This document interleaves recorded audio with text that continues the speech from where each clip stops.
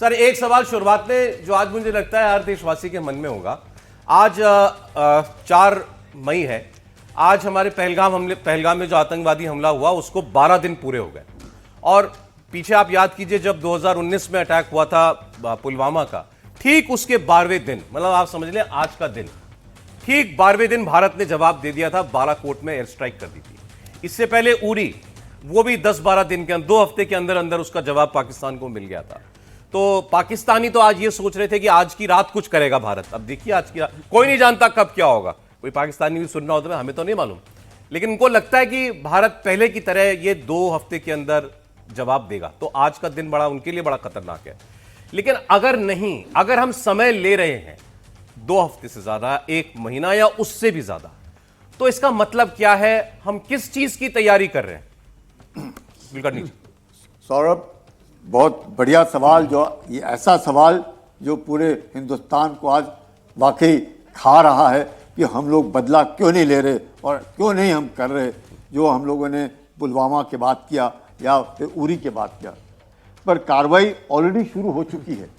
आप देखिएगा, क्यों मैं ये कह रहा हूँ कि कार्रवाई शुरू हुई, पाकिस्तान में जो बौखलाहट है, जो डर है, वो डर जो सताता है और डर की कोई दवा नहीं है। और यही कारण है कि पाकिस्तान आज डरा हुआ है कि भारत करेगा तो कैसे करेगा। पूरे विश्व भर में आइसोलेट हो चुका है। इंडस वाटर ट्रीटी से ये नहीं कि पानी रुक गया, पर उसको अब खतरा है कि अब मानसून आने वाले हैं कि पानी कब छोड़ेगा। जो खतरा है वेपनाइजेशन और वाटर, वो पाकिस्तान को बहुत ज़बरदस्त खतरा है कि क्या हिंदुस्तान करेगा। उसके बाद जिस प्रकार से सारे रिश्ते हमने पाकिस्तान से तोड़ दिए, वो भी पाकिस्तान को मालूम नहीं, पाकिस्तान को जो दवाइयाँ आ जाती थी, लोग, ये मतलब पाकिस्तान हमारे लिए अब एग्जिस्ट नहीं करता है वाला हिसाब आ चुका है। ये जो मैं कहूँगा डर जो है पाकिस्तान को खा रहा है। और फेज 1 में ये हुआ।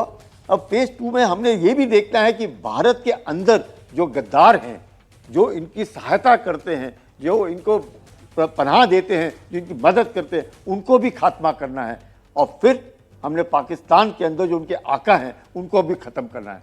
लेकिन पुलवामा के बाद या फिर उरी के बाद हम लोगों ने सोचा, भारत ने सोचा कि शायद पाकिस्तान संभल जाएगा, पाकिस्तान समझता होगा कि हमारा इंटेंट क्या है। तो पाकिस्तान समझा नहीं। बालाकोट स्ट्राइक के बाद भी नहीं समझा, उरी के बाद भी नहीं समझा।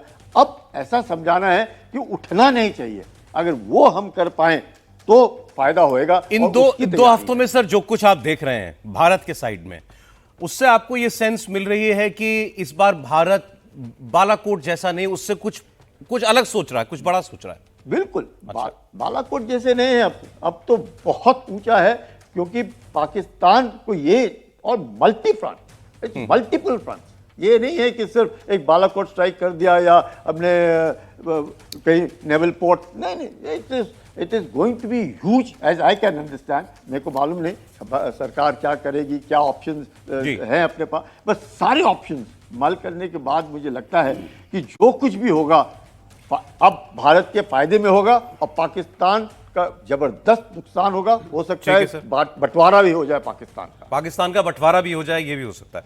अच्छा, इस बार एक चीज और, प्रधानमंत्री नरेंद्र मोदी वैसे जब कुछ मुलाकातें करते हैं अपने रूटीन में, जो भी कई की जानकारी आती है, कई की जानकारी नहीं आती है, लेकिन जिन मीटिंग्स की चर्चा हो रही है उसके बारे में आप जरा जानिए।